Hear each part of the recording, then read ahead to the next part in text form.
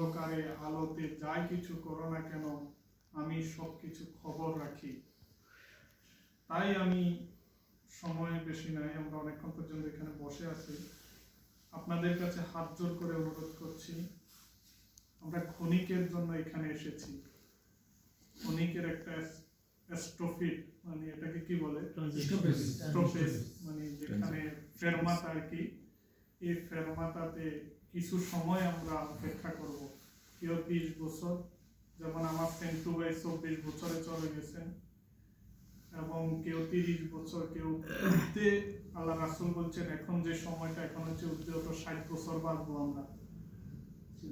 তো সেই হিসাবে আমাদেরকে এখন থেকে চিন্তা করতে হবে, এই দুনিয়ার পরে যেটা আসবে আরেকটা দুনিয়া, সেখানে মৃত্যু হবে না, সেখানে আমরা অনন্তকাল বাঁচবো।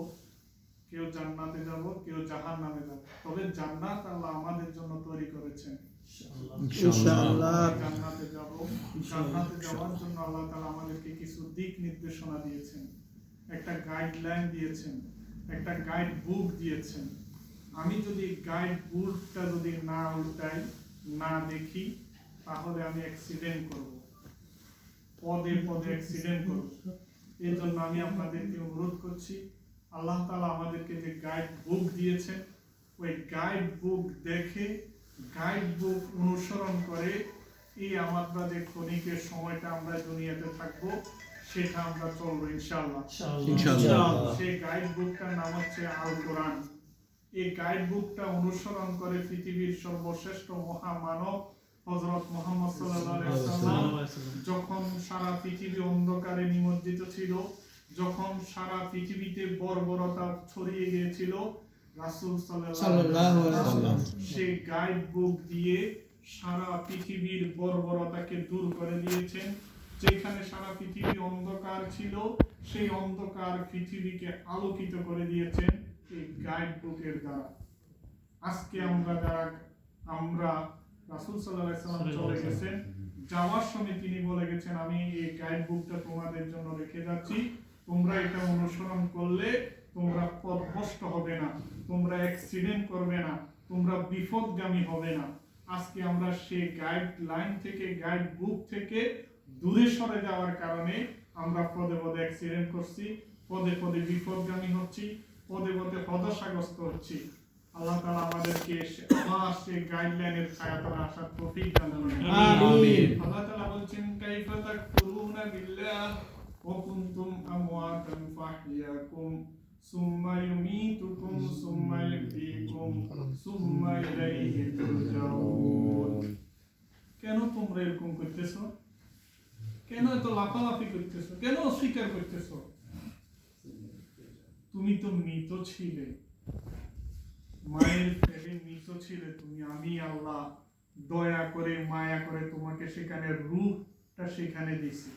আমি ইচ্ছে করলে তো তোমাকে সেখানে রূহ না দিয়ে রাখতে পারতাম, এরপরে রূহ দিয়ে তোমাকে দুনিয়াতে পাঠাইছি, আবার তোমাকে মারে ফেলবো। তুমি যতই লাফালাফি করো, যত কিছুই করো না কেন, সুম্মা ইলাইহি তুরজাউন, অবশেষে তুমি আমার কাছে আসতে হবে।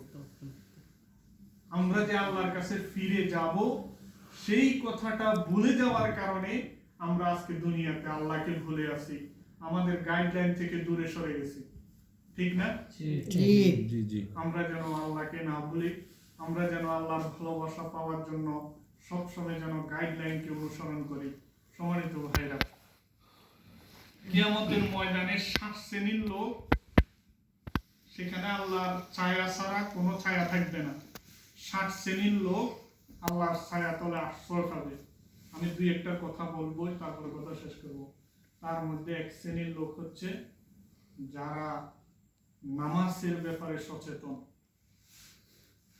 যারা ফজরের নামাজ পড়ছে বা নামাজ পড়ে কাজকর্ম করতেছে, আবার জোহরের নামাজের সামনে আছে, সেটা মাথার মধ্যে স্মরণ রাখছে।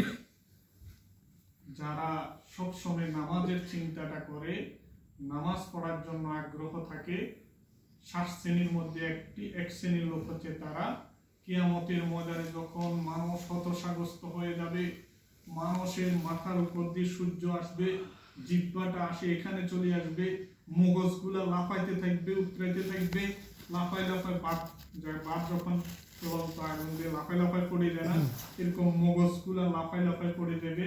তখন যারা নামাজের প্রতি যত্নবান, আল্লাহ নিজের ছায়া তলে, আরশের ছায়া তলে তাদেরকে স্থান দিবেন। আমরা কি এরকম আরশের ছায়া নিচে স্থান পেতে চাই না?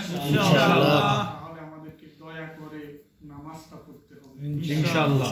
আরেকটি জিনিস হচ্ছে, ওরা আল্লাহর আরশের ছায়ার নিচে জায়গা পাইবে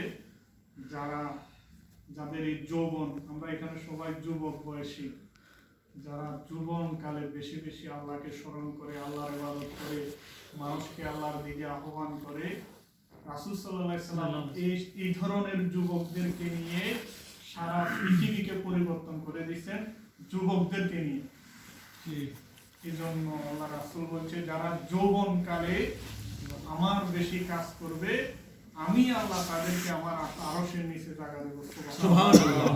আমরা তাহলে এই আমাদের যৌবনটা কাজে লাগাবো কোন পথে? আল্লাহর পথে। আল্লাহ আমাদেরকে তৌফিক দান করেন। আমিন। আরেক শ্রেণীর লোক যারা আল্লাহর আরশের নিচে জায়গা পাবে, তারা হচ্ছে যারা ভ্রাতৃত্ব বজায় রাখে, যারা একজন আরেকজনের সাথে সুসম্পর্ক করে আল্লাহর জন্য, একজন আরেকজনের সাথে দেখা করতে যায় আল্লাহর জন্য, একজন আরেকজনের সাথে দেখা করতে যাওয়া থেকে বিরত থাকে আল্লাহর জন্য, তারা আল্লাহর আরশের নিচে ছায়া পায়। সুবহানাল্লাহ।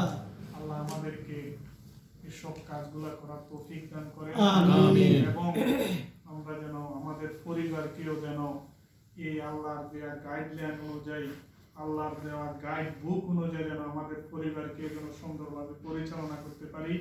আল্লাহ আমাদেরকে সে তৌফিক দান করেন। আমিন। সবাই সুস্থতা কামনা করে আমি আমার কথা